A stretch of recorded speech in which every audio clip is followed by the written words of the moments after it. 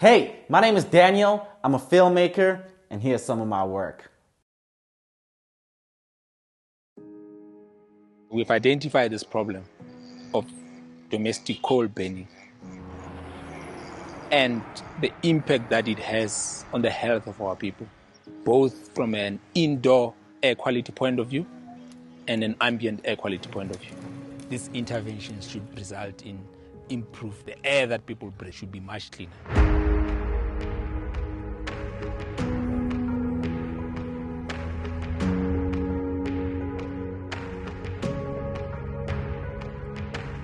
Our offsets entail trying to transition households, this is low-income households, from the use of solid fuels to the use of cleaner sources like electricity and gas.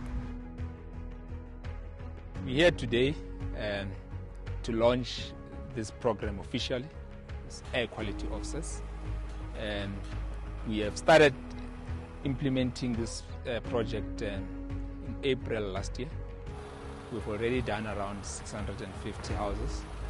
So we thought it's appropriate to pause and invite various stakeholders to come and officially launch this program.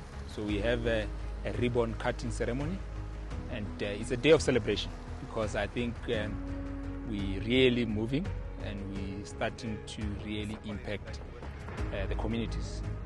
We have been interacting with the communities. We're part of this community. They've really welcomed us. So today is just a day of celebration where we will just reflect on the good work that Eskom is doing.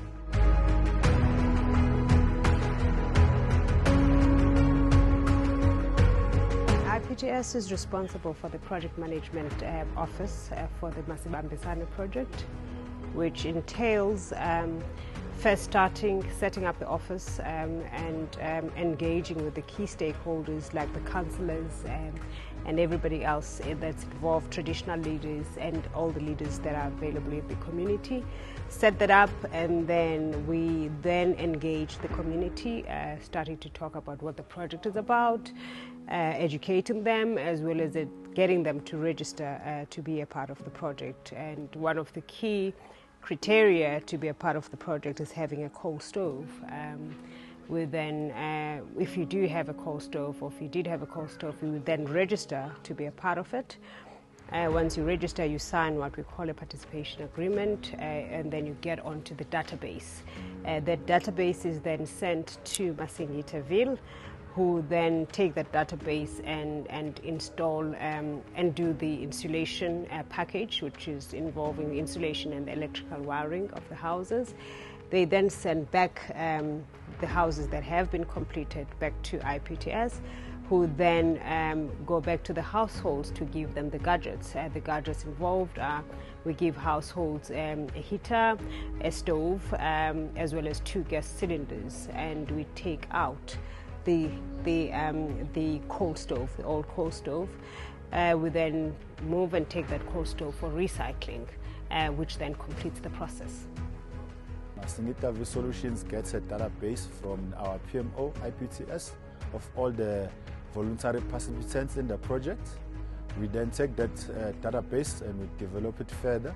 We go out, we trace the houses, we locate them, and then we plot them in our desktop map to make sure that we know exactly where each house is located within the community. And then once a house has been identified and has been verified to indicate that we can go ahead with the installation, it is then scheduled in our installation schedules, where the household is then notified that we'll be coming through on a specific date to do the installation. The team is sent out to the house with the required materials to fully install the house. When they get to the house, they first prep the house. They remove the furniture, they remove the chimney and the coal stove. They then mask the house to ensure that when insulation is applied, there is no off-spray or damage to the walls of the house. And then the insulation team rolls up, and then a qualified insulation technician goes into the house, sprays the house. Once the spray foam insulation has been sprayed on, the next team comes in, the painting team. They spray intumescent paint in the house, which is a fire retardant paint, to ensure that the foam will not catch fire and pose as a health risk to the household. Once that is done, then our stripping team comes in to strip and scrape off any excess SPF or spray foam that was sprayed on the roof that is attached to the trusses. Once the scraping team or the stripping team is done, our sealing team then accesses the house. They put up bend rings in the house, ensuring that the bend rings are put up properly and they are attached correctly. And then once that's done, the electrical team comes in to run electrical rewiring on the house before the actual ceiling board is put up, closing the house up.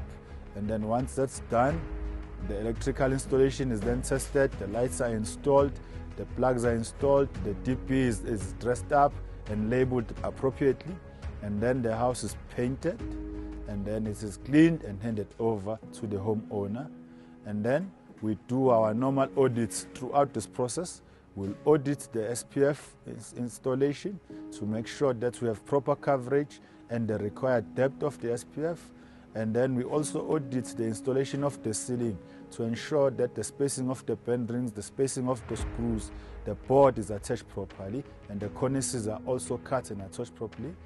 Once that's audited, we then audit the electrical installation, which is done by our qualified senior electrician, who checks that the wiring has been done properly, who performs the necessary electrical test on the installation, and then they issue a COC. This is an Eskom project called Air Quality Offsets. The bulk of Eskom power stations use coal to generate electricity. In the process of generating electricity, unfortunately, they emit pollutants, and because of that fact, the operations needs to be regulated. They are regulated by the Department of Environmental Affairs. They issue Eskom with what we call atmospheric emission licenses, which prescribed the amount of pollutants we are allowed to discharge into the air. So all the power stations, they've got an AEL, which prescribe those standards. 5 years ago, the authorities came out with new standards, which are called minimum emission standards, and they require us to improve the way we operate to emit less pollutants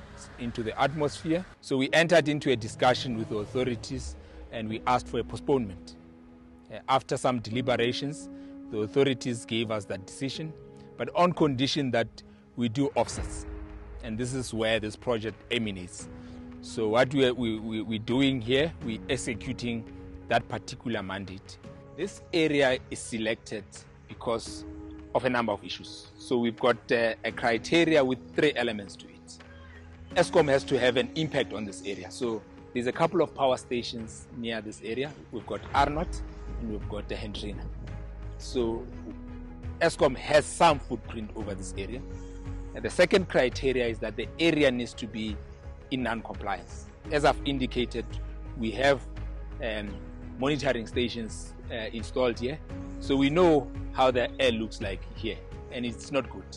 It doesn't meet the national ambient air quality standards.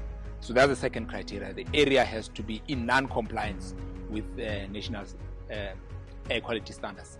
The third criteria is that there needs to be an opportunity to do the kind of offsets that we're doing.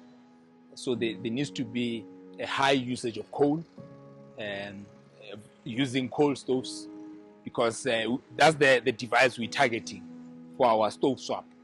So those are the 3 main criteria. And Kwaza ticks all the boxes with regard to all those 3 criteria. So the bulk of communities, of households in an area like we are today in KwaZulu-Natal, they still rely on coal for heating and cooking. That humble activity results in a lot of pollutants being emitted indoors and also outdoors, and it imposes a serious health risk on our people. So we want, as Eskom, we want to make a contribution to move our people away from the use of these dirty fuels to using cleaner fuels, and that is the core of the problem that we're trying to address. So we're entering an exchange program with willing households.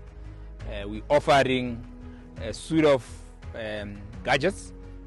Specifically, this is a hybrid stove. It's a gas electric stove and also a heater. And in exchange, we're taking away their coal stove. In addition to that, we're insulating the houses because by insulating the houses, you're making the houses much warmer, so the need for space heating reduces, and in that way we're trying to lessen the need for usage of energy. So through this process, we hope that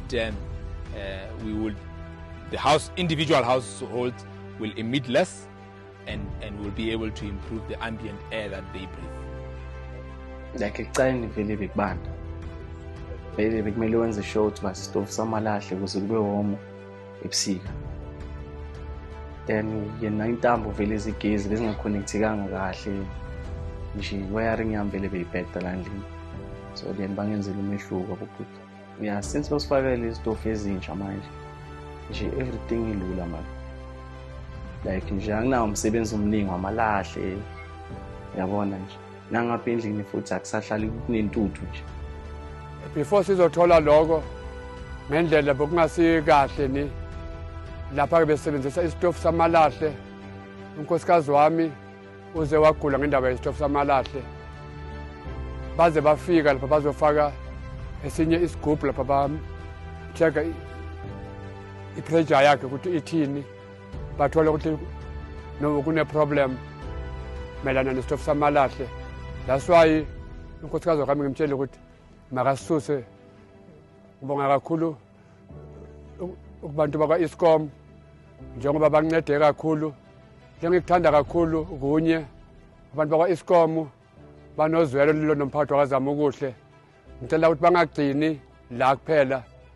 Oh, ayislimaza yazi sometimes because sometimes uyabasa ekseni then ngivale la ndlini ngekamereni lami because mina ngihlala la ndlini, ngihlala ngale ngemuva. Uthola ukuthi sekune smoke then balele la ndlini. Nangingaba late ngathola sibabulele le smoke. Nabasilethela isilingi then beza bazo evaluate ukuthi isilingi isiphethe kanjani, bazo evaluate nogesi ukuthi njengoba basenzele new wiring ugesi wethu awuna nkinga. Sathola ukuthi ugesi awuna nkinga, basipha istofu, basipha negas. Iba kalula yazi ngoba ugesi noma uhambile siyakhona ukuthi thina sipheke. For example, the time ihambile ngoDecember for 4 days, it was 4 days or 5, I'm not sure. Thina besikhona ukuphila because besikhona ukuthi sipheke sidle sigeze ngamanzi ashisayo. Eskom will really make an impact in addressing this issue which is impacting the health of our people.